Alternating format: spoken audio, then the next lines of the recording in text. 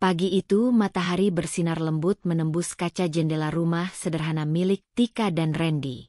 Udara hangat memenuhi ruang makan yang masih rapi, dengan aroma teh melati yang baru diseduh memenuhi udara. Tika, dengan balutan daster bunga-bunga dan rambut yang dicepol rapi, tersenyum melihat suaminya duduk tenang di meja makan. "Sayang, ini teh kesukaan kamu," ujar Tika sambil meletakkan cangkir di depan Randy. Randy mengangguk dan membalas dengan senyum hangat. "Terima kasih. Ya, kamu tuh istri terbaik." Kalimat sederhana itu sudah cukup membuat hati Tika menghangat. Ia tidak pernah menyangka bahwa hidupnya akan sebahagia ini setelah menikah dengan Randy. Bukan karena harta atau kekayaan keluarga suaminya, tapi karena rasa diterima yang begitu tulus. Dulu, saat Randy pertama kali membawa Tika ke rumah orang tuanya, ia sempat merasa kecil. Ia sadar dirinya hanya anak dari seorang pedagang sayur, sedangkan Randy anak pengusaha sukses. Tapi kekhawatiran itu sirna ketika Bu Retno, ibu mertua Tika, menyambutnya dengan pelukan hangat. "Kamu cantik, nak. Randy beruntung dapat kamu." Begitu kata Bu Retno waktu itu, yang terus Tika ingat hingga kini. Sejak awal pernikahan, Tika merasa dirinya diterima. Bu Retno bahkan sering mengajaknya belanja bersama, memintanya mencicipi masakan, dan bercerita soal masa kecil Randy. Ayah mertua Tika, meski tidak banyak bicara, juga memperlihatkan sikap hangat. Ia sering membawakan oleh-oleh kecil sepulang kerja, mulai dari kue sampai kain batik. Randy sendiri bukan tipe suami yang banyak bicara, tapi perhatiannya terlihat dari sikap dan tindakannya. Ia selalu mengecek apakah Tika sudah makan, menanyakan apakah Tika kelelahan, bahkan memijit kakinya tiap malam meski hanya sebentar. Rumah tangga mereka sederhana, tapi terasa utuh dan penuh cinta. Tika benar-benar merasa seperti wanita paling beruntung. Di rumah mertuanya, ia tidak diperlakukan seperti orang luar. Bahkan saat ia belum bisa memasak seenak masakan ibunya, Bu Retno hanya tertawa dan berkata, "Namanya juga belajar. Yang penting mau usaha." Waktu berlalu, dan cinta mereka tumbuh makin dalam. Pada usia pernikahan yang baru menginjak tahun pertama, Tika mulai merasakan perubahan dalam tubuhnya. Ia merasa cepat lelah, sering mual, dan penciumannya jadi sangat peka. Awalnya ia tak menyangka apa-apa, tapi setelah beberapa hari telat datang bulan, ia mulai curiga. Dengan tangan gemetar dan hati berdebar, ia membeli test pack dari apotek kecil di ujung jalan. Pagi-pagi saat Randy masih tidur, ia diam-diam masuk ke kamar mandi dan melakukan tes. Saat 2 garis merah muncul, Tika terduduk di lantai kamar mandi, meneteskan air mata. Bukan karena takut, tapi karena bahagia.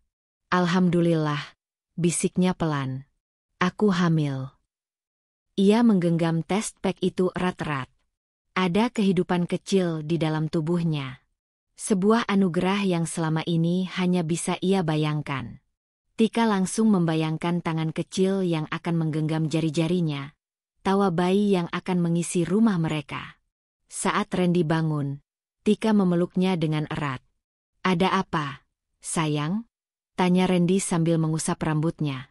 "Aku hamil," jawab Tika lirih. Randy sempat terdiam. Ia memandang mata Tika dalam-dalam, seolah memastikan istrinya tak sedang bercanda. Lalu bibirnya melengkung membentuk senyuman lebar, dan ia memeluk Tika dengan penuh perasaan. "Kita bakal jadi orang tua," bisiknya. Tika mengangguk, air matanya tak bisa dibendung lagi. Hari itu mereka rayakan dengan makan malam sederhana di rumah. Tika masak sup ayam kesukaan Randy. Saat kabar itu disampaikan ke keluarga besar, Bu Retno menjerit bahagia. "Alhamdulillah. Semoga cucu pertama ini laki-laki ya, biar bisa jadi penerus," ujar Bu Retno sambil memeluk Tika erat-erat. Tika hanya tertawa. Ia belum tahu jenis kelamin bayinya dan sejujurnya, ia tak peduli. Laki-laki atau perempuan, yang penting sehat. Sejak saat itu, Tika benar-benar diperlakukan seperti permaisuri. Bu Retno melarang Tika mengangkat barang berat, menyuruh pembantu rumah tangga mengerjakan semua pekerjaan, bahkan sering mengirimkan makanan bergizi dari catering khusus ibu hamil. "Kamu tuh istimewa sekarang. Kamu bawa cucu pertama kami," ucap Bu Retno suatu hari sambil mengelus perut Tika yang baru saja mulai membuncit. Randy pun tak kalah perhatian. Ia selalu memastikan istrinya cukup istirahat, membelikan bantal khusus untuk ibu hamil, dan bahkan mengantar Tika ke klinik tiap kali periksa kandungan. Tak ada satu hari pun berlalu tanpa rasa syukur dari Tika. Ia merasa dikelilingi cinta dan perhatian. Ia percaya bahwa ini adalah hidup yang ia impikan sejak kecil. Rumah tangga yang hangat, suami penyayang, dan keluarga besar yang menerimanya dengan lapang. Tika mulai menyiapkan diri menjadi ibu. Ia rajin membaca buku-buku tentang kehamilan dan perawatan bayi. Ia menonton video persalinan, mengikuti kelas senam hamil, dan mulai mengatur pola makannya dengan disiplin. Ia ingin jadi ibu yang baik. Bu Retno bahkan sudah mulai membeli baju bayi. "Kalau laki-laki, warna biru ya," ucapnya suatu sore sambil menunjukkan setelan bayi lucu berwarna biru muda. Tika hanya tersenyum. Ia tahu ibu mertua sangat menginginkan cucu laki-laki. Di keluarga Randy, memang belum ada cucu laki-laki sama sekali. Saudara-saudara Randy yang lain hanya memiliki anak perempuan. Wajar jika harapan besar disematkan pada anak dalam kandungannya. Tapi dalam hati kecilnya, Tika berbisik, "Laki-laki atau perempuan, aku akan tetap sayang." Waktu terus berjalan. Tika menjalani hari-hari kehamilannya dengan tenang dan penuh harapan. Setiap tendangan kecil dari dalam perutnya membuat hatinya meleleh. Ia sering menempelkan tangannya ke perut, mengajak bayinya bicara. "Anak mama yang kuat ya, nak. Mama nggak sabar ketemu kamu." Malam-malam Tika diisi dengan doa dan tangis haru. Ia membayangkan hari ketika ia akan menggendong bayi kecil itu di dadanya. Ia membayangkan suara tangisan pertama, sentuhan pertama, pelukan pertama. Suatu hari, saat usia kandungan memasuki bulan ke-8, dokter kandungan menyarankan USG 4D untuk melihat kondisi bayi lebih jelas. Randy dan Bu Retno ikut menemani Tika ke klinik. Saat hasil USG keluar, dokter dengan senyum menyatakan, "Selamat ya, Bu. Sepertinya bayinya perempuan." Sejenak ruangan itu hening. Tika tersenyum. Randy hanya mengangguk pelan. Tapi Bu Retno terlihat kaget. Ia menarik napas dalam-dalam dan memaksakan senyum. "Oh, perempuan, ya? Ya sudahlah, yang penting sehat." Kalimat itu menggantung di udara. Nada suara Bu Retno terdengar sedikit berat. Tapi Tika menepis perasaan tak enak itu. Ia mencoba berpikir positif. Mungkin hanya kaget, batinnya. Ia tidak tahu bahwa hari-hari hangat itu sedang menuju akhirnya. Namun, saat itu, Tika masih percaya bahwa segalanya akan tetap baik-baik saja. Bahwa cintanya pada Randy, dan perhatian keluarga suaminya, akan tetap sama meski anaknya bukan laki-laki. Tika masih memeluk keyakinan bahwa kebahagiaan itu nyata, dan bahwa rumah tangga yang dibangun atas dasar cinta sejati tidak akan mudah runtuhannya karena harapan tak sesuai kenyataan. Hari-hari setelah Tika dinyatakan hamil terasa begitu berbeda. Ada kebahagiaan yang tidak bisa dijelaskan dengan kata-kata. Bahkan udara pagi yang biasanya terasa biasa saja, kini seolah membawa aroma segar penuh harapan. Setiap embusan angin, setiap langkah kaki, dan setiap detik yang berlalu terasa begitu berarti. Tika tidak pernah menyangka bahwa satu garis kecil di test pack bisa membawa perubahan besar dalam hidupnya.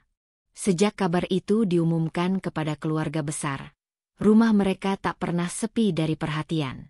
Bu Retno, yang biasanya tenang dan terkesan sedikit kaku, kini berubah menjadi sosok yang cerewet dan antusias. Ia seperti menemukan semangat baru. "Nak, kamu jangan berdiri lama-lama ya. Duduk sini, duduk," ujar Bu Retno pagi itu, saat melihat Tika sedang menyapu teras.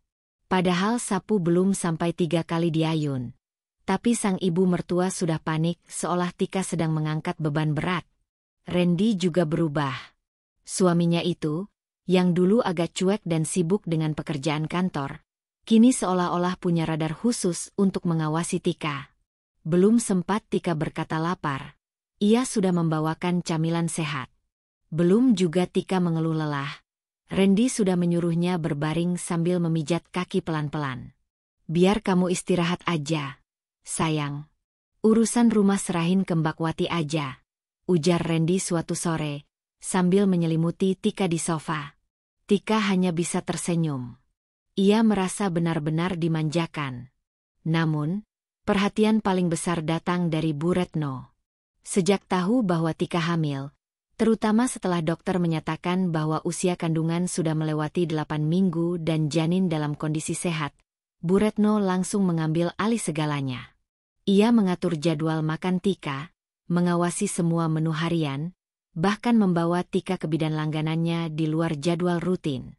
Bukan hanya itu, ia juga membelikan berbagai vitamin, susu khusus ibu hamil, hingga herbal-herbal dari teman arisannya. Cucu pertama harus dijaga. Apalagi mudah-mudahan ini laki-laki, ucap Bu Retno dengan senyum berbinar. Kalimat itu menjadi harapan besar yang terus diulang-ulang.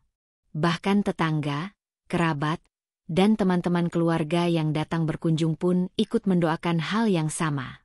Semoga cowok ya, Tik. Biar ada penerus di keluarga ini, ujar seorang tante sepupu Randy saat berkunjung. Tika hanya mengangguk sambil tersenyum. Dalam hatinya, ia tidak peduli anaknya laki-laki atau perempuan. Baginya, anak adalah anugerah, bukan pilihan. Namun, ia tidak bisa memungkiri kalau ucapan-ucapan seperti itu membuatnya pelan-pelan merasa tertekan. Harapan besar dari orang-orang sekitar mulai terasa membebani. Bulan demi bulan berlalu. Kandungan Tika makin membesar.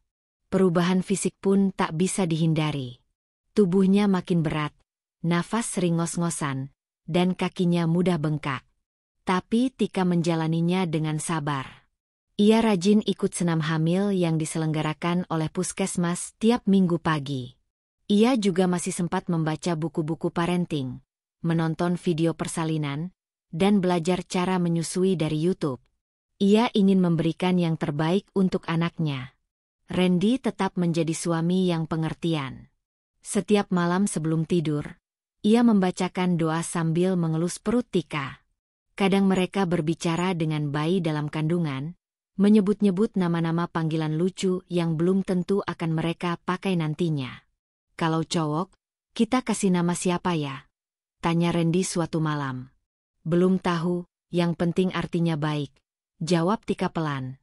Randy hanya tersenyum, lalu memeluk istrinya dari belakang. Kamu tahu nggak? Aku pengen banget punya anak laki-laki, biar nanti bisa main bola bareng, ajak naik motor, ngajarin panjat pohon. Tika hanya tertawa. Tapi tawa itu samar-samar menyimpan kegelisahan yang tidak bisa ia ungkapkan. Ia merasa seperti sedang berlomba memenuhi ekspektasi orang-orang. Apalagi setelah Bu Retno terang-terangan mulai membeli perlengkapan bayi laki-laki. Ini bajunya lucu banget, ya? Kata Bu Retno sambil memperlihatkan jumper biru tua bergambar mobil. Tika mengangguk kecil, walau di dalam hatinya ia ingin bertanya, kalau nanti bayinya perempuan, ibu masih akan seceria ini. Saat usia kandungan menginjak bulan ke-7, Tika mulai merasakan tendangan yang lebih sering dan lebih kuat. Ia bahagia karena tandanya janin di dalam rahimnya tumbuh sehat. Namun, kelelahan juga makin sering datang. Ia mulai sering merasa pusing, mudah mual kembali, dan nafsu makan sedikit menurun. Jangan terlalu capek, Tik, ucap Randy ketika melihat Tika duduk termenung di ruang tamu sambil mengelus perutnya. Tika hanya mengangguk, mencoba menyembunyikan lelah di balik senyumnya. Pemeriksaan rutin tetap dilakukan. Sampai akhirnya pada awal bulan ke-8, Dokter menyarankan Tika melakukan USG 4D agar kondisi janin bisa terlihat lebih detail, termasuk jenis kelamin. Randy dan Bu Retno ikut mengantar. Tika merasa gugup. Bukan karena takut dengan hasil USG, tapi karena ia tahu hari itu akan jadi penentu apakah harapan besar semua orang akan terpenuhi atau tidak. Saat dokter menyapukan alat USG ke perutnya dan menunjukkan layar monitor, Tika menggenggam tangan Randy erat-erat. Bu Retno berdiri di samping ranjang periksa. Matanya menatap layar tak berkedip. Selamat, ya Bu Tika. Dari gambar ini, sepertinya bayinya perempuan. Kalimat itu sederhana. Namun Tika bisa merasakan perubahan di ruangan itu. Randy terdiam beberapa detik, lalu mengangguk dan berkata, "Yang penting sehat, Dok." Tika menghela napas lega. Ia tahu suaminya berusaha tenang. Tapi Bu Retno tidak menyembunyikan ekspresi kaget dan kecewanya. Ia tidak berkata apa-apa saat itu, hanya mengangguk pelan, lalu duduk di kursi dengan wajah yang berubah dingin. Saat dalam perjalanan pulang, suasana di dalam mobil terasa canggung. Tidak ada tawa seperti biasa, tidak ada obrolan ringan. Bu Retno hanya menatap keluar jendela, sementara Randy fokus menyetir. Tika mencoba memecah suasana. "Bu, nanti kita tetap bisa belanja baju bayi lagi ya. Yang warna pastel mungkin lucu-lucu loh," katanya pelan. Bu Retno hanya menjawab dengan gumaman pendek. "Iya, nanti aja." Jawaban itu seperti angin dingin yang menyentuh tengkuk Tika. Ia tahu, dalam diam itu ada kecewa yang tidak bisa ditutupi. Beberapa hari setelah itu, perlakuan Bu Retno mulai berubah. Ia tidak lagi seantusias dulu. Ia tetap mengurus kebutuhan Tika, tetap menyediakan makanan, tapi tanpa semangat seperti sebelumnya. Bahkan, beberapa kali ia seperti sengaja tidak menyapa Tika saat mereka bertemu di dapur atau ruang makan. "Bu, saya sudah masak supnya. Mau saya hangatkan?" tanya Tika suatu sore. "Sudah, nanti Mbak Wati aja. Kamu istirahat aja," jawab Bu Retno datar. Jawaban yang terdengar biasa, tapi ada nada ketidaksukaan di dalamnya. Tika bisa merasakannya, meski ia mencoba menepis perasaannya sendiri. Randy juga mulai terlihat lebih sering diam. Mungkin karena ia juga merasa serba salah. Di satu sisi, ia ingin menyenangkan ibunya, tapi di sisi lain ia tak bisa menyalahkan Tika atas jenis kelamin bayinya. "Maaf ya, sayang, kamu jadi kepikiran," ucap Randy suatu malam ketika Tika tampak termenung. Tika menggeleng. "Aku cuma sedih aja. Aku pengen semuanya tetap seperti dulu." Randy mengelus rambut istrinya pelan. "Aku tetap sayang kamu dan anak kita. Cowok atau cewek, itu anak kita. Titipan Tuhan." Kalimat itu sedikit mengobati luka di hati Tika. Tapi tetap saja, perasaan tidak nyaman mulai tumbuh dan semakin sulit ditekan. Suatu pagi, saat Tika sedang duduk di taman belakang sambil membaca buku tentang menyusui, ia mendengar suara Bu Retno bicara dengan salah satu kerabat lewat telepon. "Iya, sayang sekali ya. Udah berharap banget laki-laki. Taunya cewek, ya, sudahlah. Mungkin nanti anak keduanya." Kalimat itu menyayat hati Tika. Ia segera menutup bukunya dan masuk ke dalam rumah. Air matanya mulai menetes tanpa bisa ia cegah. Ia tidak ingin menangis karena hal seperti itu, tapi rasa kecewa, sedih, dan terabaikan sudah terlalu menumpuk. Hari-hari berlalu, dan suasana rumah tak lagi sehangat dulu. Tika masih tinggal di sana, masih menjalani kehamilannya dengan hati-hati, tapi cinta dan perhatian yang dulu begitu hangat mulai terasa dingin. Dan tanpa disadari oleh siapapun, luka kecil mulai tumbuh pelan-pelan, luka yang berasal dari harapan orang-orang di sekitarnya, dan dari cinta yang mulai menghilang. Pagi itu, langit tampak cerah, seolah menyambut kelahiran yang dinanti. Tika terbaring di ranjang rumah sakit, menahan rasa sakit yang datang bergelombang. Randy duduk di sampingnya, menggenggam tangan istrinya dengan erat, mencoba memberikan kekuatan. Sayang, kamu kuat. Sebentar lagi kita akan bertemu dengan buah hati kita, ucap Randy dengan suara lembut. Tika mengangguk pelan, meski keringat membasahi wajahnya. Ia telah menunggu momen ini selama 9 bulan, membayangkan wajah mungil yang akan memanggilnya, Ibu.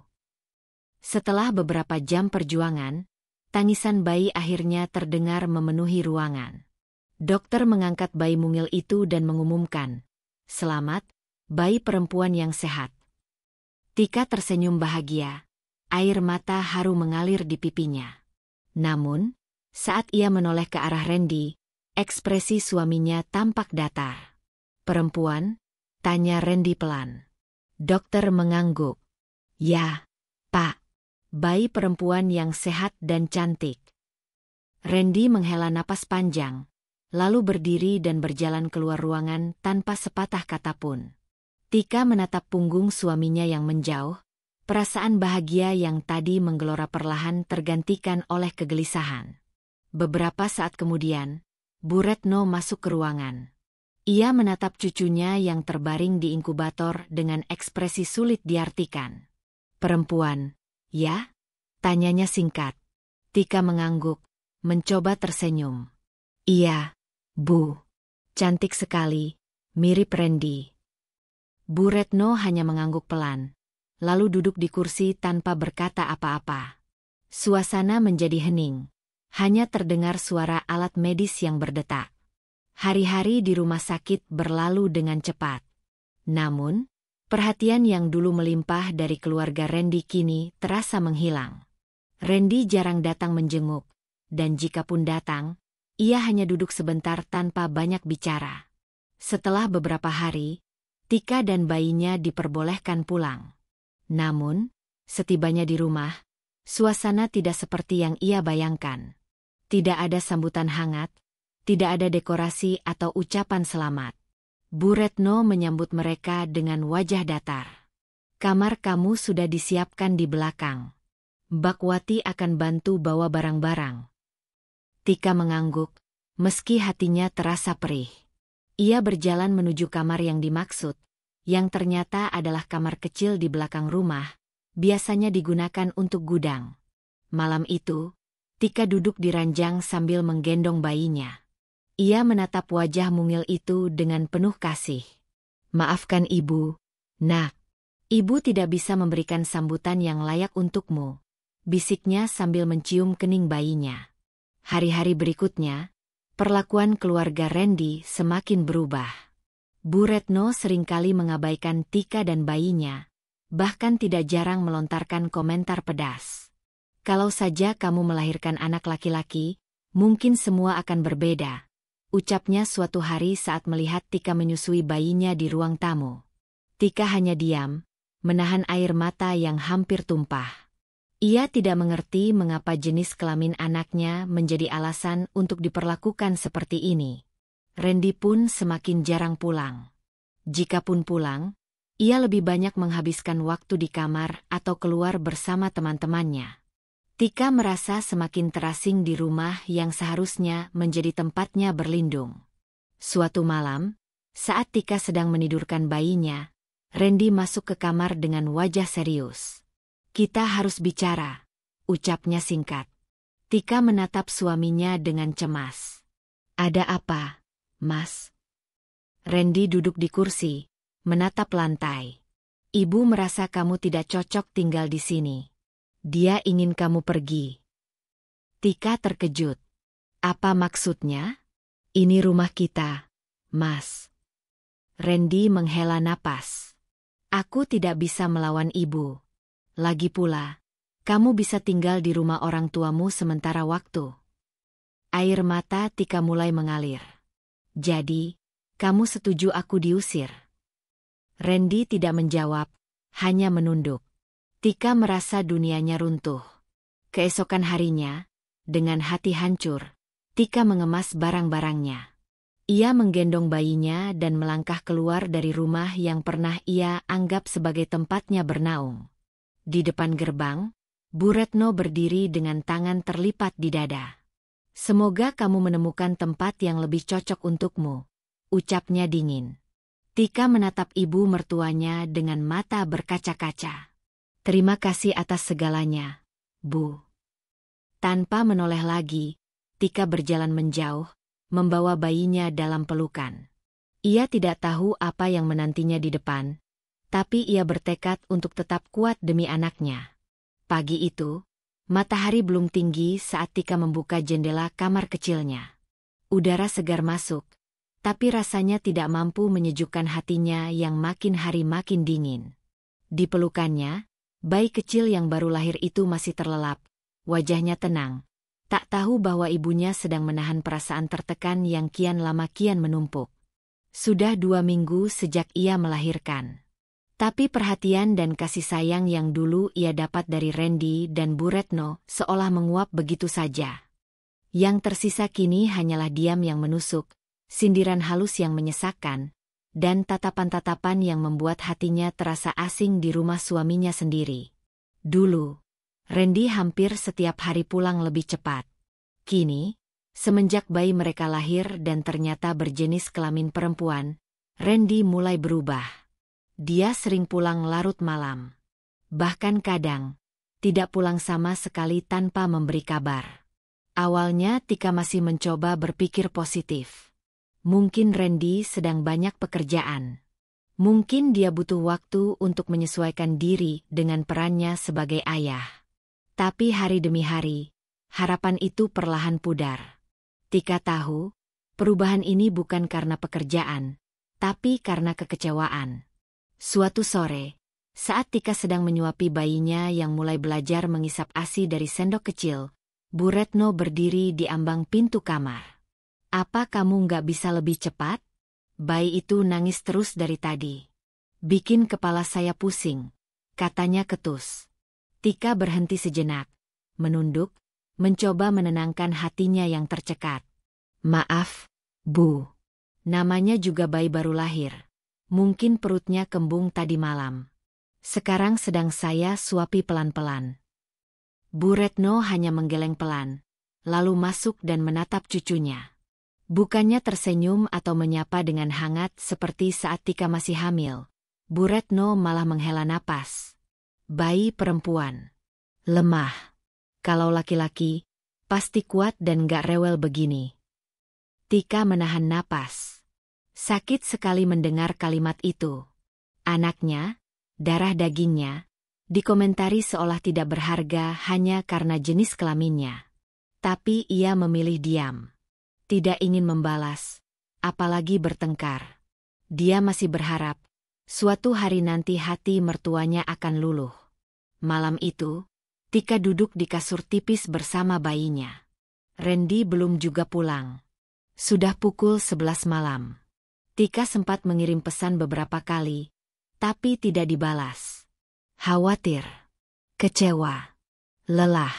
Semua bercampur jadi satu dalam benaknya. Tika menarik napas dalam. Ia lalu menyelimuti bayinya dan memeluknya erat. Kamu tahu nggak, Nak? Dulu ayah kamu selalu nyanyiin ibu lagu sebelum tidur. Sekarang, suara itu cuma tinggal kenangan. Bisiknya lirih sambil menahan tangis. Hujan turun malam itu, dan Tika terjaga semalaman. Hatinya gelisah, pikirannya kacau. Ia tidak tahu apa yang sebenarnya salah. Bukankah ia sudah menjadi istri yang baik? Bukankah selama ini ia tidak pernah menuntut apa-apa? Pagi harinya, Tika terbangun dengan mata sembab. Ia segera menyiapkan susu dan membersihkan tubuh bayinya. Walau dengan perlengkapan seadanya di kamar sempit itu, Tika tetap berusaha memberikan yang terbaik. Setelah selesai memandikan anaknya, Tika menuju dapur. Di sana, Bu Retno sudah berdiri, memasak air. Kamu belum bersih-bersih halaman, ya? Dari kemarin sudah saya bilang, daun-daun kering itu dibersihkan. Jangan cuma mikirin bayi terus, ucap Bu Retno sambil mengaduk teh. Tika mengangguk cepat. Iya, Bu. Nanti saya sapu halamannya setelah anak saya tidur. Bu Retno mendengus. Anak perempuan itu emang nyusahin dari lahir. Sama aja kayak ibunya. Kata-kata itu menampar keras di hati Tika. Tapi ia tetap bungkam. Ia tahu membalas hanya akan memperburuk keadaan. Waktu berlalu. Bayi Tika tumbuh sehat.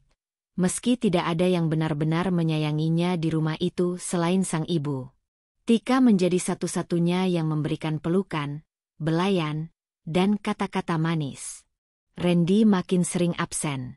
Uang belanja pun semakin jarang diberikan. Tika harus pintar-pintar menghemat. Kadang, ia hanya makan nasi dan telur rebus agar uang belanja cukup untuk membeli kebutuhan bayi.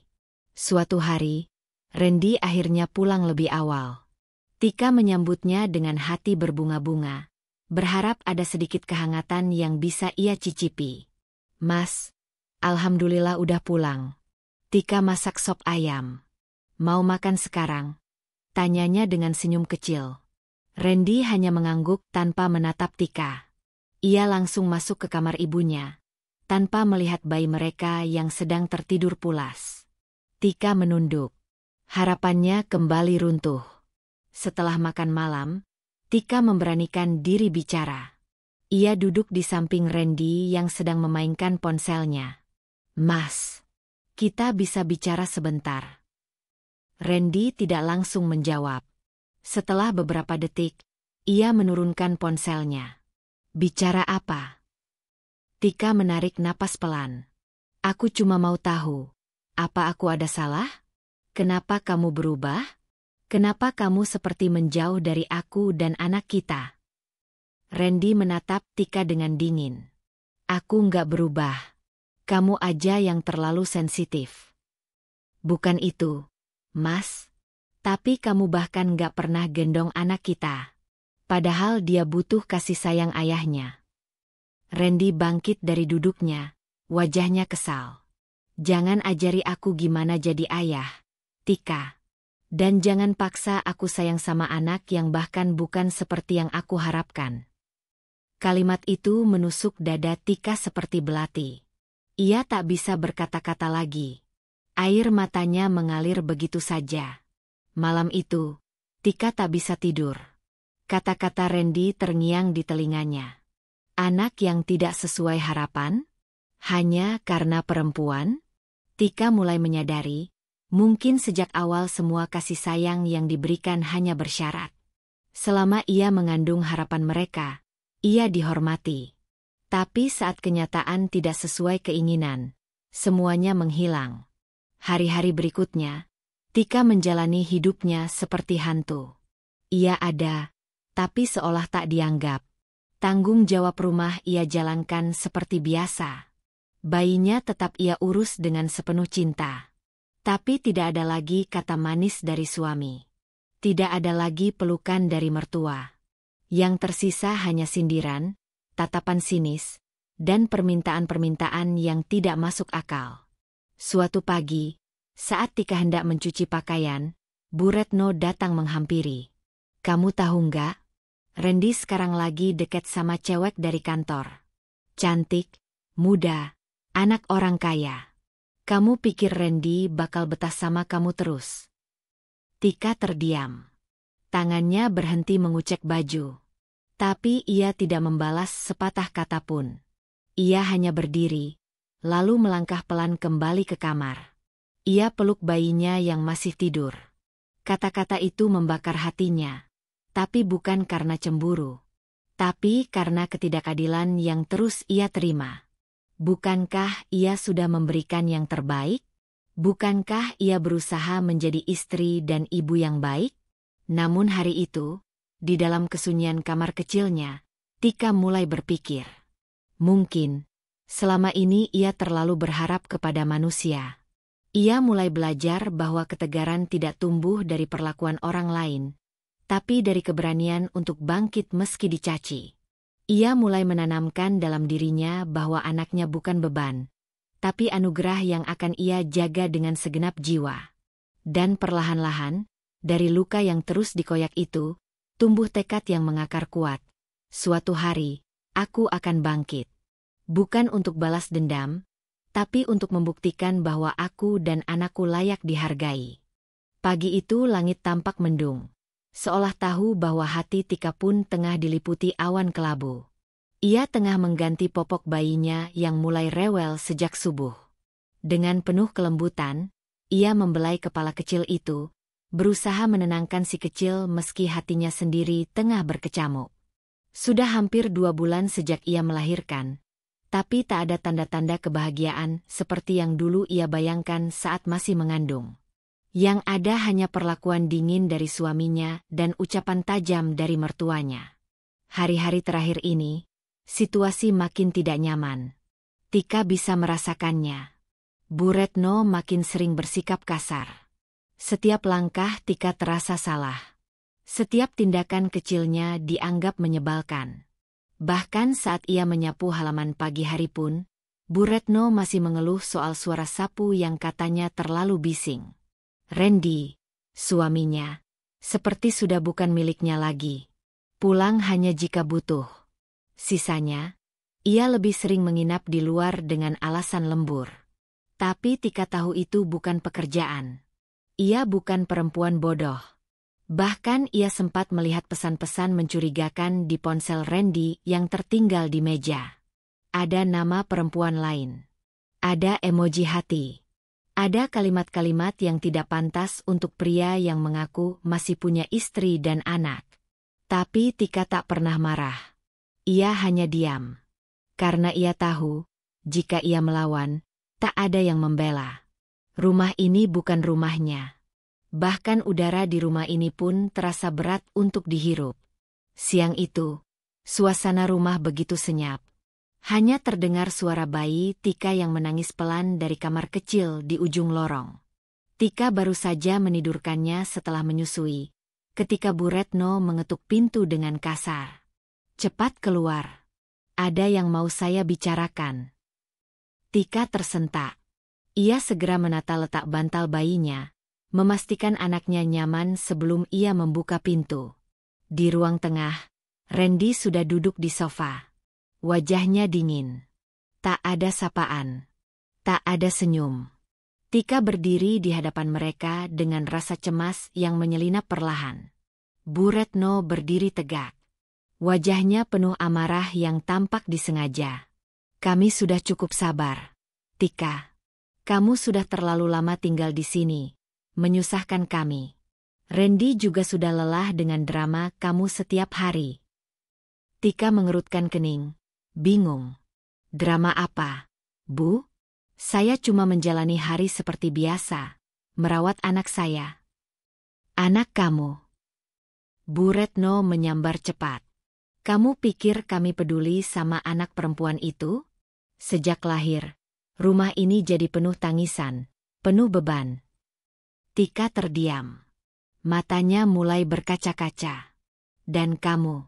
seru Bu Retno sambil menunjuk Tika. "Cuma tahu nangis. Kerjaan rumah berantakan, makanan hambar, dan kamu terus-terusan bermanja seperti korban. Padahal kamu itu cuma numpang hidup." Randy masih diam, tapi tatapannya sudah tidak bersahabat. Tika berusaha bicara, suaranya pelan dan bergetar. "Saya nggak pernah minta apapun. Saya cuma ingin keluarga kecil kita bahagia. Kalau saya ada salah..." "Kamu salah karena ada di sini," potong Bu Retno tajam. Kemudian, Randy bangkit. Ia menatap Tika dengan sorot mata kosong. Tak seperti dulu saat memeluknya di hari pernikahan. "Cukup, Tik. Aku nggak tahan lagi. Kamu pulang saja ke rumah orang tuamu. Rumah ini bukan tempatmu lagi." Dek. Dunia Tika runtuh dalam sekejap. Ia menatap suaminya, berharap itu cuma ucapan karena emosi sesaat. "Mas, kamu serius?" tanyanya lirih. Randy mengangguk pelan, lalu berpaling. "Kamu bisa pergi sekarang. Aku akan kirim uang buat anak, kalau sempat." Tika terdiam. Air matanya mengalir pelan. Bukan karena takut pergi, tapi karena dikhianati oleh orang yang dulu ia percayai sepenuh hati. "Saya nggak punya siapa-siapa di kota ini, Mas," ucapnya terbata. Kami juga bukan siapa-siapa kamu lagi, seru Bu Retno sambil menunjuk pintu. Ambil anakmu, dan pergi sekarang sebelum saya benar-benar marah. Dengan langkah berat, Tika kembali ke kamar. Ia duduk di samping bayinya yang masih tertidur tenang. Tak tahu bahwa dunia ibunya baru saja runtuh. Tika memeluk tubuh kecil itu erat-erat, membiarkan air matanya jatuh di atas selimut tipis yang membalut si kecil. Maaf ya, nak, kita harus pergi. Tapi ibu janji, kita akan baik-baik saja. Walau tak ada rumah, walau tak ada ayah, kamu tetap punya ibu yang akan jaga kamu sampai akhir, bisiknya sambil menahan isak. Tika mengemasi pakaian bayinya yang hanya beberapa potong. Baju miliknya sendiri hanya ia masukkan sekenanya ke dalam tas kecil. Ia tahu, tak akan ada yang membantunya. Tak akan ada yang merasa kehilangan. Ketika ia keluar dari kamar dengan bayinya dalam pelukan dan tas kecil di tangan, tak ada yang menahannya. Tak ada air mata. Tak ada permintaan maaf. Bu Retno hanya berdiri di ambang pintu, menatap sinis. Randy bahkan tak muncul untuk melihat kepergiannya. Tika melangkah keluar rumah itu, membawa anaknya yang masih merah. Hujan mulai turun rintik-rintik. Seolah langit pun bersedih melihat seorang ibu muda yang diusir dari rumah bersama bayinya. Langkah Tika pelan namun pasti. Kepalanya tegak, meski hatinya hancur. Di dadanya, ia peluk anaknya lebih erat. Tak peduli bahwa bajunya sudah mulai basah, tak peduli bahwa kakinya gemetar. Di jalan, beberapa orang menatap heran. Seorang ibu membawa bayi di tengah hujan. Tapi tak satu pun yang menghampiri atau bertanya. Tika berjalan sampai halte kecil di ujung jalan. Ia duduk di sana, memeluk anaknya erat-erat. Tubuhnya menggigil. Air hujan menetes dari rambutnya. Tapi ia hanya menatap jauh ke depan. Kosong. Ia tak tahu harus kemana. Pulang ke rumah orang tua? Ayahnya sudah tiada. Ibunya tinggal di desa jauh, dengan ekonomi pas-pasan. Lagi pula, ia belum sempat mengabari apapun. Ponselnya mati sejak pagi karena kehabisan baterai. Dan ia tidak sempat mengisi daya saat keributan tadi terjadi. Namun di dalam kehampaan itu, Tika mulai merasakan sesuatu yang hangat dari pelukan bayinya. Nafas kecil itu. Detak jantung mungil itu. Seolah berkata, "Ibu, jangan menyerah. Kita masih punya satu sama lain." Tika menghela napas panjang. Ia sapu air matanya. Ia tatap langit kelabu yang perlahan mulai cerah. Ini bukan akhir. Ini awal dari hidup baru. Beberapa jam kemudian, Tika menumpang angkutan umum menuju rumah kontrakan temannya semasa kuliah, Rina, yang dulu pernah menawarkan bantuan jika Tika butuh tempat tinggal sementara. Meski malu, Tika memberanikan diri mengetuk pintu rumah kecil itu.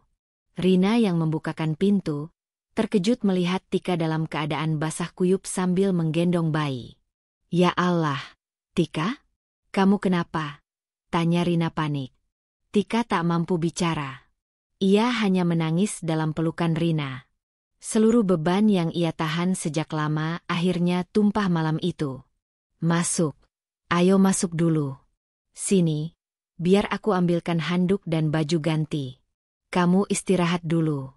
Nanti cerita pelan-pelan." "Ya," ucap Rina sambil menuntun Tika masuk. Malam itu, untuk pertama kalinya setelah sekian lama, Tika tidur dengan tenang. Bukan karena hidupnya sudah membaik, tapi karena untuk sementara, ia tahu bahwa ia dan anaknya aman. Di tengah gelapnya dunia yang menelantarkannya, Tika masih menemukan cahaya kecil. Dan ia berjanji, cahaya itu akan terus ia jaga. Ia akan bangkit. Ia akan membuktikan bahwa perempuan yang disakiti bisa berdiri lebih kuat dari sebelumnya. Anaknya bukan beban. Anaknya adalah kekuatan. Dan di pelukan ibu, anak itu akan tumbuh menjadi perempuan hebat. Sebab cinta seorang ibu tak akan pernah diusir oleh siapapun. Pagi di rumah kontrakan Rina terasa berbeda. Hangat. Meskipun sederhana, suasananya jauh dari tekanan.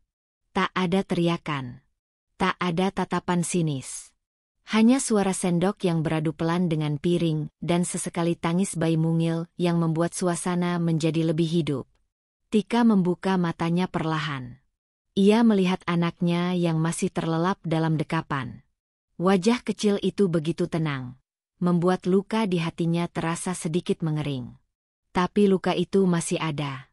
Masih basah. Dan belum bisa dilupakan. Ia mengingat kembali kejadian kemarin. Saat dirinya diusir, tanpa ampun, dengan bayi dipelukan dan tak satupun tangan yang mencoba menahannya. Ia bukan sedang meratap, tapi luka itu begitu dalam. Bahkan jika ia bisa memaafkan, ia tahu hatinya tak akan sanggup melupakan. Tika, kamu sudah bangun. Suara lembut Rina membuyarkan lamunannya. Tika segera bangkit dari tikar. Iya, Rin. Maaf ya. Aku merepotkan kamu. Rina tersenyum sambil membawa segelas teh hangat. Kamu enggak merepotkan, Tik. Aku sudah anggap kamu seperti saudara sendiri. Kamu bisa tinggal di sini selama kamu mau. Tika mengangguk pelan, matanya berkaca-kaca. Di tengah hidup yang seolah menelantarkannya, Rina hadir seperti pelita kecil yang menghangatkan luka hatinya. Beberapa hari kemudian, Tika mulai mencari pekerjaan. Ia tak mau terus-menerus bergantung pada orang lain. Ia tahu, punya anak membuat ruang geraknya terbatas. Ia tak bisa sembarangan memilih pekerjaan yang menuntut jam kerja panjang atau berpindah-pindah tempat. Ia butuh pekerjaan yang bisa ia jalani tanpa harus meninggalkan anaknya. Awalnya, Tika menawarkan jasa menjahit. Ia punya sedikit keahlian menjahit sejak dulu. Walau tidak profesional. Ia menyebar brosur sederhana di warung-warung dekat kontrakan, mempromosikan jasa permak baju dan jahit sederhana. Hari-hari berlalu. Satu demi satu pesanan kecil mulai datang. Celana robek, baju kebesaran, hingga mukena sobek. Semua ia kerjakan dengan sabar meski harus begadang karena siangnya ia masih sibuk menyusui dan mengurus anak. Tika menjahit dengan satu tangan sambil menimang anaknya yang rewel. Di lain waktu, ia menjahit saat anaknya tertidur. Tubuhnya lelah, tapi semangatnya menyala. Setiap kali rasa letih mulai menyergap, ia akan memandangi wajah bayinya. Detik itu juga, ia merasa kuat kembali. Aku harus bangkit. Aku harus bisa. Bisiknya berulang kali dalam hati. Rina yang melihat kegigihan Tika tak tinggal diam. Ia membantu memasarkan jasa Tika lewat media sosial. Tak disangka, banyak juga teman-teman Rina yang mulai tertarik. Bahkan ada yang meminta Tika menjahit baju pesanan khusus. Tak hanya itu, Rina juga mengenalkan Tika pada ibu-ibu PKK yang aktif membuat kerajinan tangan. Perlahan, Tika mulai belajar menjahit tas kecil dari kain perca, lalu menjualnya lewat bazar lingkungan. Alhamdulillah, Rin. Hari ini aku dapat 5 pesanan tas kecil buat isi snack arisan. Lumayan, kan? Ujar Tika suatu malam sambil menata kain. Wah, keren. Pelan-pelan tapi pasti. Tik, lihat deh, kamu makin hebat sekarang. Ucap Rina penuh semangat. Tika hanya tersenyum. Tapi dalam hati, ia tahu ini baru permulaan. Ia belum lupa dengan apa yang terjadi. Ia belum lupa dengan luka-luka yang diukir oleh orang-orang yang dulu ia cintai. Ia tak akan pernah melupakan bagaimana ia dipandang rendah oleh Bu Retno. Bagaimana suaminya sendiri melemparnya keluar tanpa peduli. Ia menelan semua penghinaan itu bulat-bulat. Tapi bukan untuk dikasihani, melainkan untuk ia simpan sebagai bahan bakar agar suatu hari ia bisa berdiri di tempat tertinggi dan menunjukkan bahwa ia mampu. Suatu hari, kalian akan menyesal sudah membuang aku seperti sampah, gumamnya lirih saat malam sudah larut, di hadapan mesin jahit kecilnya yang terus berdenting. Beberapa bulan berlalu. Kehidupan Tika mulai tertata. Ia kini sudah bisa menyewa kamar kecil sendiri tidak jauh dari tempat Rina. Usahanya menjahit mulai berkembang. Ia bahkan punya satu karyawan, tetangga sebelah yang ia ajak bekerja paruh waktu untuk membantunya menyelesaikan pesanan. Namanya memang belum dikenal banyak orang, tapi usahanya mulai stabil. Setiap minggu ada pemasukan. Ia bisa membeli susu anak, bisa membayar listrik, bisa mencicil kebutuhan hidup. Dan yang terpenting, ia bisa membesarkan anaknya tanpa perlu meminta-minta. Tika kini lebih berani, lebih tegar. Ia mulai bergaul lagi dengan masyarakat. Tak lagi canggung, tak lagi merasa rendah diri. Ia sadar, menjadi ibu tunggal bukanlah aib. Dikhianati bukan berarti kalah. Justru dari luka itu, ia menemukan dirinya yang sebenarnya. Sore itu, saat Tika sedang mengantar pesanan baju ke salah satu pelanggan, ia tak sengaja bertemu dengan mantan iparnya, adik Randy, Mila. Tika. Mila menatap Tika tak percaya. Tika sempat ragu untuk menyapa, tapi akhirnya tersenyum tipis. "Hai, Mila. Apa kabar?" Mila tampak kikuk. Matanya menyapu penampilan Tika dari atas ke bawah. Tika memang berpakaian sederhana, tapi wajahnya tampak segar. Ada kepercayaan diri yang berbeda. "Kamu tinggal di sekitar sini?" tanya Mila. "Iya, dekat saja. Usaha jahit kecil-kecilan," jawab Tika singkat. Mila terdiam sejenak, lalu mendesah. "Maaf ya, Tik, soal dulu itu. Aku sebenarnya enggak setuju kamu diusir. Tapi aku enggak bisa melawan ibu.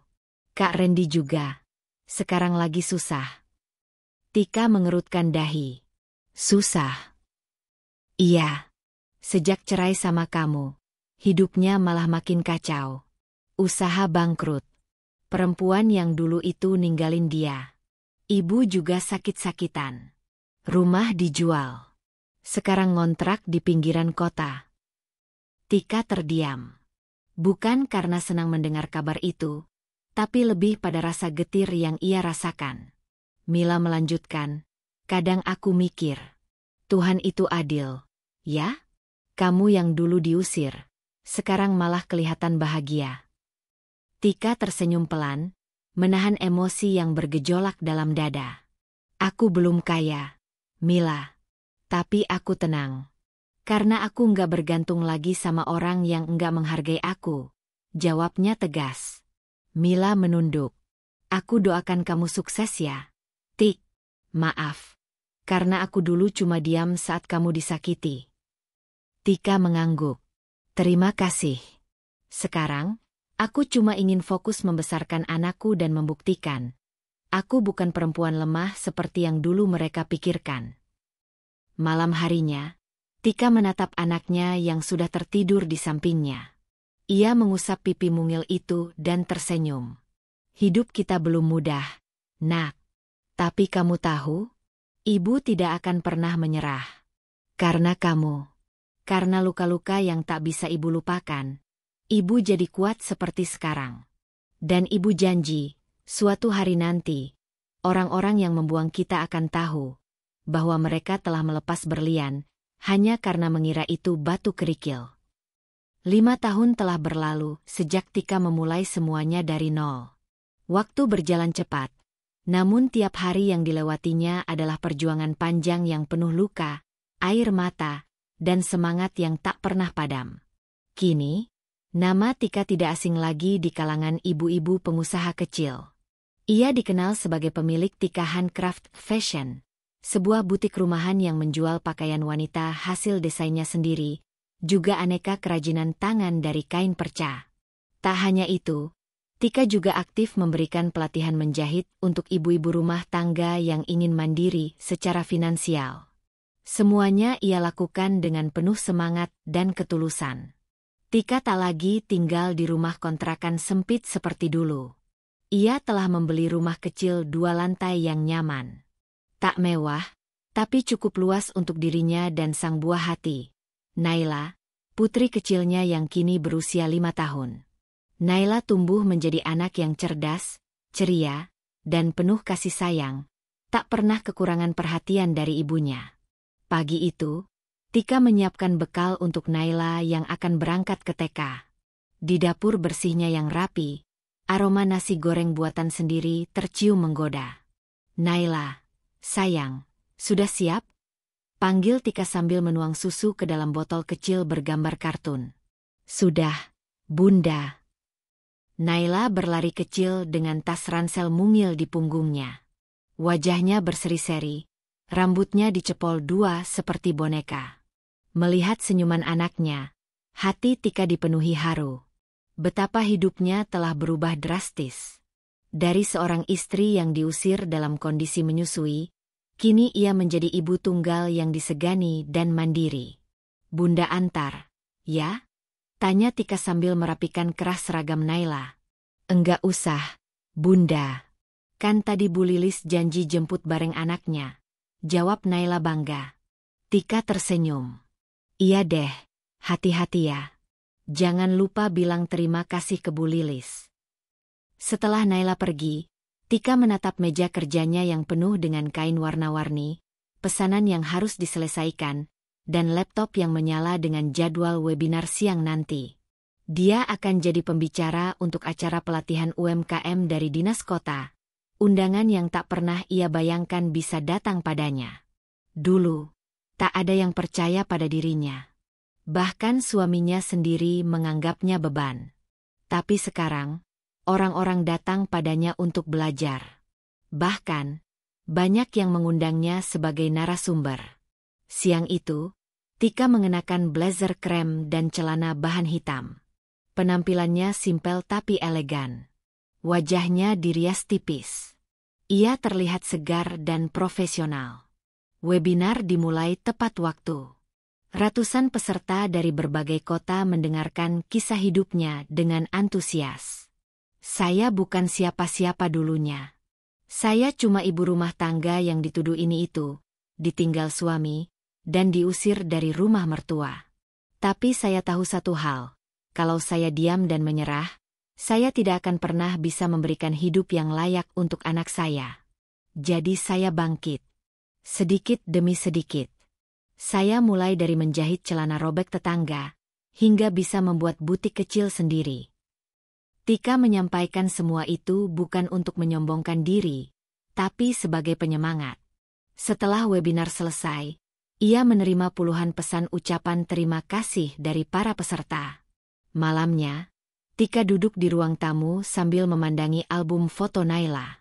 Salah satu foto yang membuatnya berhenti sejenak adalah foto pertama Naila saat usia seminggu, digendong di bawah terik matahari, hari ketika mereka diusir.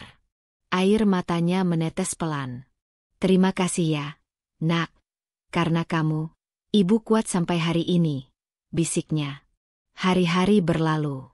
Usaha Tika semakin berkembang. Ia mulai menjual produk-produknya secara online. Banyak yang memuji desainnya yang unik dan sederhana, namun tetap elegan. Ia juga bekerja sama dengan pelatihan vokasional milik pemerintah sebagai pengajar tetap. Suatu sore, saat Tika sedang membuka paket bahan kain baru di butiknya, seorang perempuan parubaya masuk. "Permisi, ini tempatnya Tika Handcraft." Tika menoleh dan sontak matanya melebar.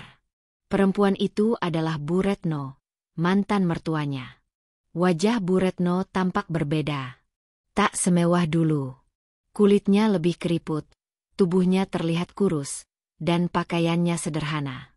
Ada keraguan dan kegugupan dalam langkahnya. Tika menegakkan badan. "Iya, betul. Ada yang bisa saya bantu, Bu?" Bu Retno menunduk. Tangannya menggenggam ujung kerudungnya. "Ini, saya cari Tika." "Tika, kamu kelihatan bahagia sekarang, ya?" Tika menahan detak jantungnya yang berdetak cepat. Dunia seperti berhenti sejenak. Ia tak pernah menyangka akan melihat Bu Retno lagi, apalagi di tempat usahanya sendiri. "Saya Tika, Bu. Mau bicara soal apa?" Bu Retno menghela napas panjang. "Saya minta maaf, Tik. Saya sadar saya dulu keterlaluan. Saya kasar. Saya zalim sama kamu. Saya pikir kamu cuma numpang hidup. Tapi ternyata, saya yang salah. Kamu ternyata hebat. Lebih hebat dari anak saya sendiri. Tika menatap perempuan itu. Luka lamanya seolah disobek kembali. Tapi kali ini, ia tidak menangis. Ia sudah jauh lebih kuat. Saya hidup susah sekarang. Tik. Randy juga entah kemana. Terlilit utang. Setelah kamu pergi, semuanya berubah. Rumah dijual. Usaha bangkrut. Saya baru sadar. Dulu saya terlalu sombong. Tika tak langsung menjawab. Ia menatap mata Bu Retno. Dulu, mata itu selalu memandangnya dengan hinaan. Kini, mata itu penuh penyesalan. Saya nggak datang untuk minta belas kasihan. Tik. Saya cuma ingin minta maaf. Itu saja. Tika menarik napas dalam. Ia berdiri dan mendekat. Bu, waktu dulu saya diusir. Saya benar-benar sakit hati. Tapi justru karena itu, saya bangkit. Kalau saya tetap tinggal, mungkin saya nggak akan bisa jadi seperti sekarang. Jadi, terima kasih juga, karena sudah menyingkirkan saya. Bu Retno menunduk makin dalam. Tika melanjutkan, suaranya pelan tapi tegas. Saya sudah memaafkan. Tapi maaf saya bukan berarti saya akan mengizinkan ibu masuk lagi ke dalam hidup saya.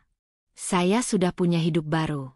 Saya tidak ingin membuka luka lama. Bu Retno mengangguk. Wajahnya menua dalam hitungan detik. Saya mengerti. Terima kasih karena sudah mau dengar saya bicara. Tik. Tika mengangguk. Hati-hati di jalan, Bu. Setelah Bu Retno pergi, Tika berdiri lama di depan pintu. Hatinya bergejolak, tapi bukan karena marah. Justru ada kelegaan yang tak bisa dijelaskan. Mungkin, inilah akhir dari luka itu. Malam itu, Naila memeluk Tika sambil membawa buku gambar. Bunda, hari ini Naila gambar Bunda. Tika melihat gambar itu, seorang perempuan tersenyum di samping mesin jahit dan seorang anak kecil di pangkuannya. Naila sayang Bunda. Karena Bunda hebat, kata Naila sambil mencium pipinya.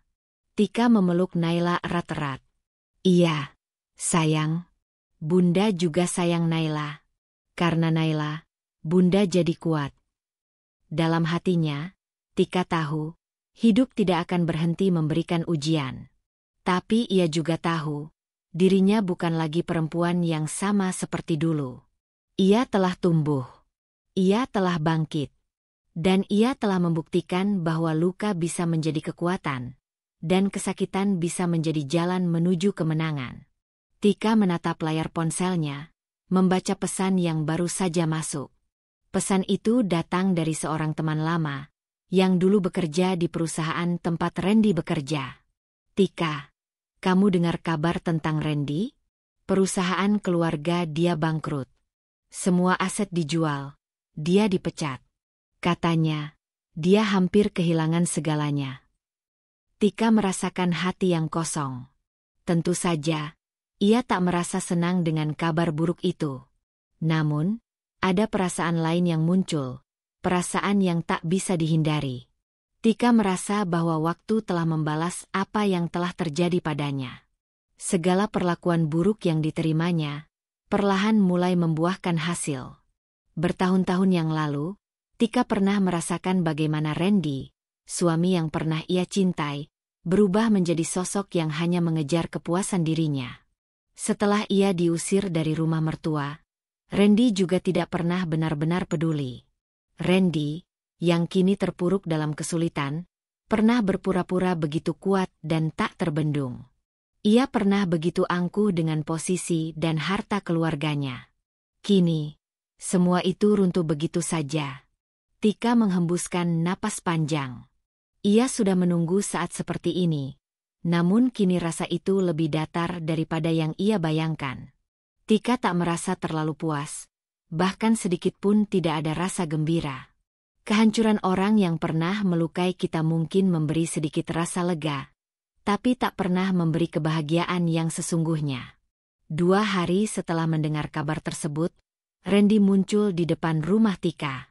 Wajahnya tampak lebih kusut, lebih tua dari usia sebenarnya. Pakaian yang dikenakannya tampak lusuh, dan langkahnya lebih lemah dari yang pernah Tika kenal. Saat Tika membuka pintu, Randy berdiri tertegun, seolah tak tahu harus mulai dari mana. Begitu lama tak bertemu, Tika merasa seolah ada dinding besar antara dirinya dan pria yang pernah ia cintai. "Tik, aku minta maaf. Semua yang terjadi itu salahku." Suara Randy terdengar lemah, penuh penyesalan. Tika hanya berdiri di depan pintu, menatap Randy dengan tatapan yang sulit dibaca. Rasa kecewa, marah, dan juga kasihan bercampur aduk di hatinya. "Apa yang kamu inginkan, Randy? Setelah semua yang kamu lakukan, kamu datang meminta maaf seperti ini." Tika akhirnya membuka mulut, suaranya datar, tapi penuh makna. Aku nggak tahu lagi harus kemana, Tik. Semua yang aku punya, semua yang aku banggakan, hilang begitu saja. Dan aku sadar, aku selama ini lupa sama kamu. Aku lupa sama kamu dan Naila. Aku udah terlalu sibuk dengan harga diri dan ego, sampai lupa kalau kamu dan Naila itu yang paling penting." Tika mendengarkan dengan seksama, meski hatinya tidak sepenuhnya bisa menerima kata-kata itu begitu saja.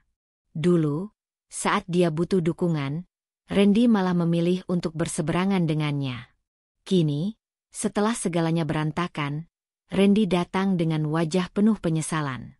"Apa kamu pikir dengan datang seperti ini, semuanya bisa selesai begitu saja? Apa kamu pikir aku akan mudah memaafkanmu dan membuka kembali pintu hati ini?" Tika bertanya dengan nada yang rendah, namun tegas. Randy menunduk. "Aku tidak berharap begitu. Aku tahu kamu tidak akan mudah memaafkan aku. Tapi, aku benar-benar ingin memperbaiki semuanya. Tik, aku ingin menebus semua kesalahanku." Tika terdiam, memikirkan segala sesuatu yang telah terjadi. Apa yang ia rasakan selama bertahun-tahun memang tak mudah dilupakan. Luka yang ditinggalkan oleh orang yang seharusnya menjadi pendamping hidupnya, tak bisa begitu saja disembuhkan dengan kata-kata. Namun, entah mengapa ada rasa kasihan yang muncul di hati Tika. "Randy, aku sudah lama melangkah jauh. Aku sudah menemukan jalan hidupku sendiri. Aku tidak butuh lagi kamu di hidupku. Dan Naila juga sudah bahagia tanpa kehadiranmu," kata Tika pelan, dengan mata yang tetap tajam menatap wajah Randy. "Kamu datang terlambat." Randy tampak hancur. Ia meremas tangannya, berusaha menahan air mata yang hampir menetes. Aku tahu aku datang terlambat. Tapi aku tidak pernah berhenti memikirkan kamu dan Naila. Tik, aku menyesal. Seharusnya aku tidak membiarkan itu terjadi. Aku seharusnya lebih peduli." Tika menghela napas panjang. "Kamu harus belajar menerima kenyataan, Randy. Hidup itu tidak selalu tentang keinginan kita. Terkadang, kita harus menerima bahwa kita sudah kehilangan kesempatan. Dan untukku, kesempatan itu sudah lama hilang." Randy terdiam. Kata-kata Tika begitu menusuk, seperti pisau yang mengiris luka lama yang belum sembuh. Namun, ia tahu Tika benar. Ia memang telah kehilangan segalanya, termasuk hati Tika. Setelah pertemuan itu, Tika kembali melanjutkan hidupnya. Ia tidak lagi memikirkan masa lalu yang kelam, apalagi dengan Randy. Ada lebih banyak hal yang harus diutamakan sekarang.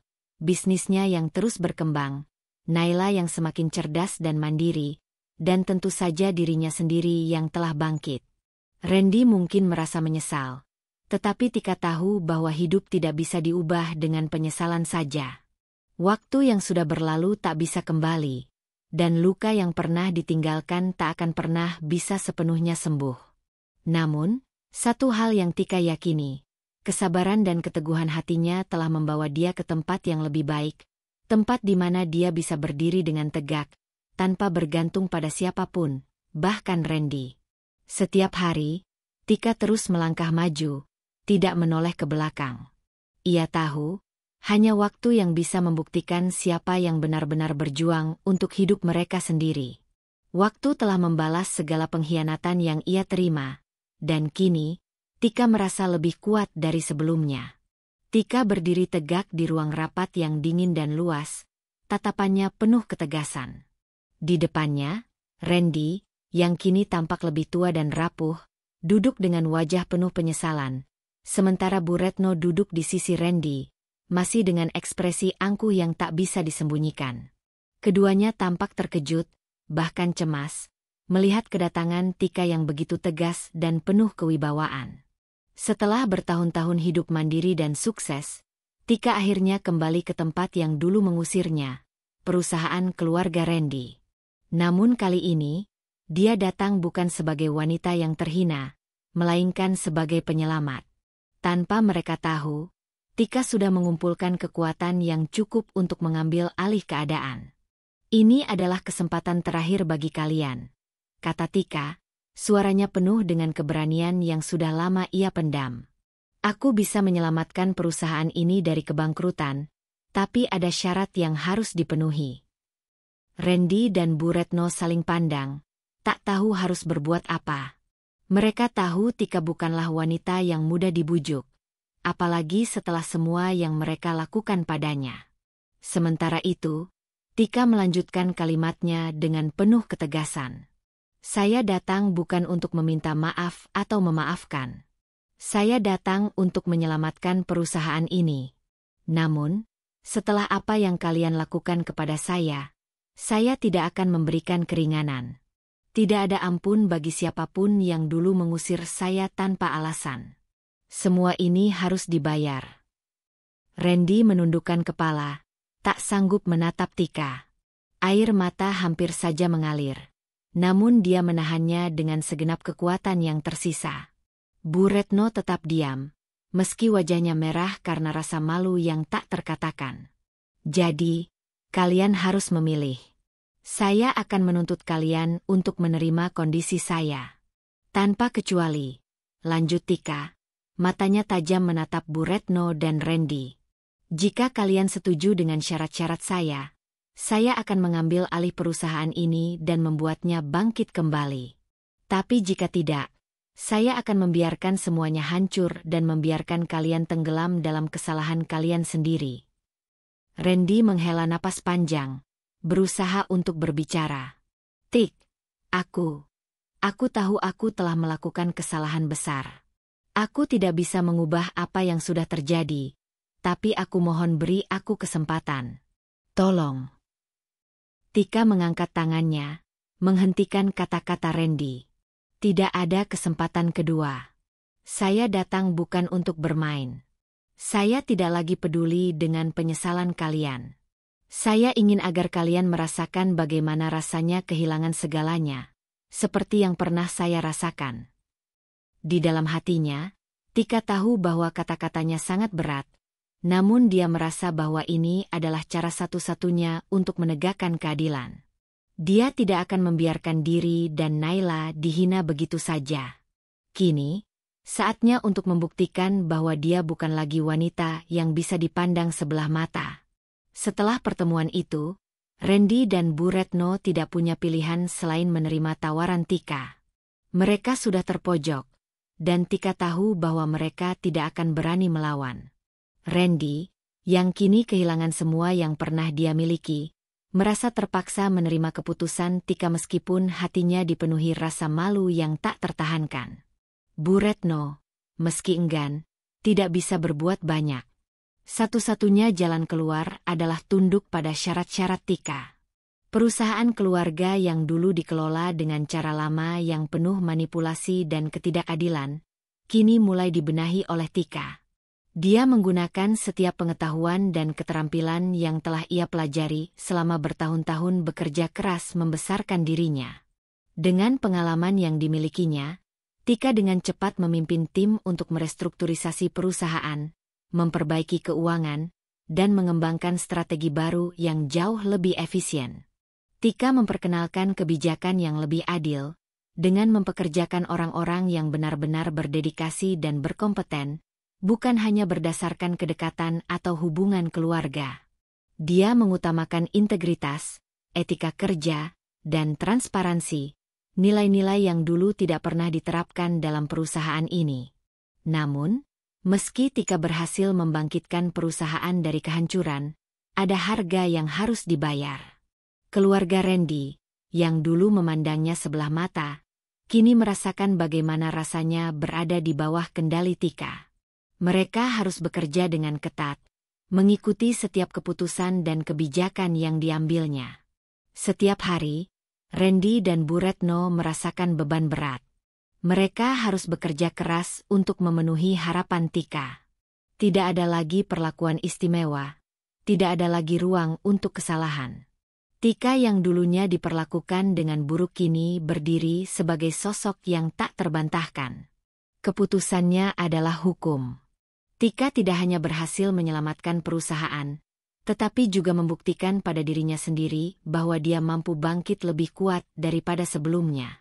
Dalam proses itu, dia juga mengajarkan kepada Randy dan Bu Retno, serta seluruh tim perusahaan, bahwa kehidupan ini tidak selalu berjalan mulus dan bahwa keadilan selalu menemukan jalannya, meskipun memerlukan waktu.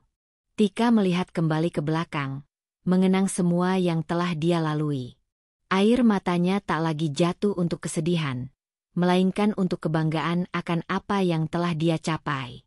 Kini, ia tahu bahwa luka-luka masa lalu tidak akan pernah bisa sepenuhnya hilang, tetapi mereka tidak akan pernah bisa menghentikan langkahnya. Dengan langkah pasti, Tika menatap ke depan. Perusahaannya kini telah berada di jalur yang benar, dan Naila, putrinya, tumbuh menjadi anak yang cerdas dan penuh semangat. Tika telah mengajarkan pada Naila bahwa setiap wanita memiliki kekuatan untuk mengubah dunia mereka, bahkan ketika dunia itu tampak seakan melawan mereka. Dan di sisi lain, Randy dan Bu Retno, meskipun terjebak dalam penyesalan mereka, mulai merasakan bagaimana segala keputusan dan tindakan mereka berdampak pada hidup mereka sendiri. Tika telah membuktikan bahwa ia bukan hanya sekedar wanita yang pernah mereka remehkan. Dia adalah seorang wanita yang mampu merubah takdirnya, dan tak ada yang bisa menghentikan perjalanan hidupnya yang kini penuh dengan kesuksesan. Tika berdiri tegak di ruang makan yang luas, di tengah keluarga Randy yang tercengang. Wajah mereka penuh dengan kecanggungan, dan mata mereka tampak penuh penyesalan, terutama Randy yang duduk di ujung meja dengan pandangan kosong, seolah tak mampu berkata-kata. Bu Retno, yang dulu selalu berbicara dengan penuh kekuatan, kini hanya bisa diam, matanya berbinar dengan kesedihan yang mendalam. Mereka semua tahu, ini adalah saat yang telah lama mereka tunggu, waktu di mana Tika akhirnya datang kembali. Tika tak perlu berteriak, tak perlu membalas amarah dengan kata-kata kasar, atau melakukan hal-hal yang lebih memalukan. Semua itu tidak diperlukan. Yang dibutuhkan hanya satu hal, keberhasilan. Dan itulah yang telah Tika raih. Begitu banyak hal yang berubah. Ya, Bu, Pak. Tika memulai dengan suara yang tenang, namun penuh dengan kekuatan. Dulu, saya yang dipandang sebelah mata. Saya yang dianggap tak berarti. Tetapi hari ini, saya berdiri di sini dengan pencapaian yang tak bisa kalian ingkari. Saya tidak datang untuk menyakiti. Saya tidak datang untuk membalas dendam dengan cara hina. Saya datang hanya untuk memberi pelajaran. Tika berhenti sejenak, matanya mengarah pada Randy dan Bu Retno, yang kini tidak bisa mengalihkan pandangannya dari Tika. Dalam tatapan mereka, Tika melihat penyesalan yang begitu besar. Namun, itu tak cukup untuk membuatnya merasa puas. Dulu, kalian mengusir saya tanpa belas kasihan. Kalian tak pernah berpikir bagaimana hidup saya akan berjalan setelah itu. Kalian tak pernah berpikir tentang anak saya, Naila, yang selama ini saya besarkan dengan penuh cinta dan pengorbanan. Tetapi lihatlah sekarang. Tika menghela napas pelan. Saya berdiri di sini, bukan sebagai wanita yang hancur, melainkan sebagai wanita yang lebih kuat, lebih sukses. Dan saya tidak perlu meminta pengakuan dari kalian. Itu adalah hadiah yang saya berikan pada diri saya sendiri. Randy menundukkan kepala. Suara parau keluar dari tenggorokannya. Tika, aku tahu aku telah membuat kesalahan besar. Aku menyesal. Aku tak pernah tahu betapa berat yang kau rasakan. Aku mohon maaf. Tika menatap Randy, bukan dengan kemarahan, tetapi dengan ketegasan. Randy, aku tak butuh permintaan maaf itu. Aku tidak datang untuk itu. Aku datang untuk memberi kalian pelajaran. Semua yang terjadi, aku terima dengan lapang dada. Tapi kalian harus tahu bahwa kalian tak bisa meremehkan orang begitu saja. Tidak ada yang tahu bagaimana kekuatan sejati seseorang sampai mereka benar-benar diuji. Bu Retno menatap Tika dengan wajah yang berusaha menyembunyikan rasa malu. Tika, kami telah melakukan kesalahan. Kami tidak tahu apa yang kau hadapi. Aku menyesal. Tika tersenyum tipis, senyum yang tidak mengandung kebencian, tetapi lebih pada pengertian yang mendalam. Bu Retno, saya tahu bahwa penyesalan datang terlambat. Tapi itu bukan urusan saya lagi. Urusan saya adalah masa depan saya dan Naila. Saya tak perlu amarah untuk hidup saya. Saya akan melanjutkan hidup saya tanpa kalian. Tapi kalian harus belajar dari kesalahan kalian. Jangan pernah meremehkan orang lain hanya karena mereka tampak lemah. Kita semua punya potensi untuk meraih apapun yang kita inginkan, asalkan kita mau berjuang. Dengan kata-kata itu, Tika bangkit dari kursinya, dengan tenang melangkah menuju pintu. Setiap langkahnya seakan menegaskan betapa jauh dia telah datang. Dia telah membuktikan segalanya, tanpa harus menjerit atau berteriak. Keberhasilannya adalah balasan yang lebih kuat dari apapun yang bisa diucapkan. Ketika pintu ditutup di belakangnya, suasana dalam rumah itu terdiam sejenak. Randy dan Bu Retno, serta seluruh keluarga mereka, hanya bisa duduk terdiam, merenungkan setiap kata yang telah diucapkan Tika. Mereka tahu bahwa tidak ada lagi yang bisa mereka lakukan untuk mengubah masa lalu. Mereka telah kehilangan sesuatu yang sangat berharga, dan kini mereka harus menghadapi kenyataan bahwa mereka telah mengusir wanita yang ternyata jauh lebih kuat dari yang mereka bayangkan. Di luar rumah, Tika berjalan dengan langkah penuh kepercayaan diri. Naila, putrinya, sudah menunggu di mobil, wajah ceria dan penuh harapan. Tika tersenyum, memandang putrinya dengan penuh cinta. Mereka telah melewati banyak hal bersama. Kini, mereka akan terus maju, membangun masa depan yang lebih cerah. Tak ada lagi yang bisa menghalangi mereka. Di dalam hatinya, Tika merasa puas. Ini bukan tentang balas dendam semata. Ini tentang pembuktian diri. Ini tentang menunjukkan bahwa tidak ada yang bisa meremehkan seorang wanita yang bertekad kuat. Tika tahu bahwa hidupnya sekarang lebih indah, lebih penuh arti, dan lebih berharga daripada sebelumnya. Dengan langkah pasti, Tika dan Naila melaju menuju masa depan mereka. Mereka telah melalui banyak rintangan, namun sekarang, mereka tahu bahwa hidup ini penuh dengan peluang. Mereka telah keluar dari bayang-bayang masa lalu, dan kini mereka siap untuk meraih masa depan yang lebih baik. Dan bagi Tika, ini adalah kemenangan yang lebih manis daripada apapun yang bisa dia bayangkan. Tika tidak hanya berhasil membalas perlakuan buruk yang diterimanya dengan cara yang elegan, tetapi dia juga telah membuktikan bahwa seorang wanita yang penuh keteguhan hati bisa bangkit lebih kuat dari segala rintangan. Dengan kebijaksanaan dan ketegasan, Tika telah menciptakan hidup baru yang lebih baik, tidak hanya untuk dirinya sendiri, tetapi juga untuk Naila yang kini tumbuh menjadi seorang anak yang cerdas dan penuh semangat. Dan itulah yang membuatnya tersenyum dengan bangga. Dendam yang elegan telah terbalas, tanpa harus mengorbankan dirinya lagi. Hidup ini penuh dengan tantangan, dan seringkali kita dihadapkan pada situasi yang tidak adil atau mengecewakan. Namun, ingatlah bahwa dalam setiap kesulitan, kita memiliki pilihan untuk tetap kuat, sabar, dan tegar. Seperti Tika dalam cerita ini, kita mungkin tidak bisa mengubah masa lalu, tetapi kita selalu memiliki kekuatan untuk membentuk masa depan kita. Jangan pernah biarkan orang lain meremehkan kemampuan kita hanya karena kita tampak lemah di luar. Setiap orang memiliki potensi luar biasa untuk meraih impian dan mengatasi segala hambatan. Jadilah pribadi yang bijaksana dalam menghadapi kesulitan, tidak membalas dendam dengan kebencian, tetapi membuktikan diri dengan prestasi dan keteguhan hati. Jangan ragu untuk mengejar impian, dan selalu percaya pada kemampuan diri sendiri.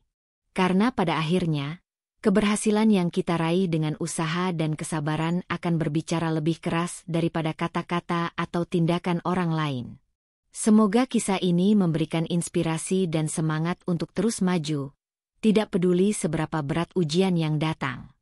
Ingatlah, setiap langkah kecil menuju impian adalah kemenangan. Teruslah berjuang, tetaplah tegar, dan selalu percayalah pada diri sendiri. Salam hangat untuk kalian semua yang telah menyaksikan dan merasakan perjalanan Tika. Semoga hari-hari ke depan dipenuhi dengan kebahagiaan dan keberhasilan. Terus semangat!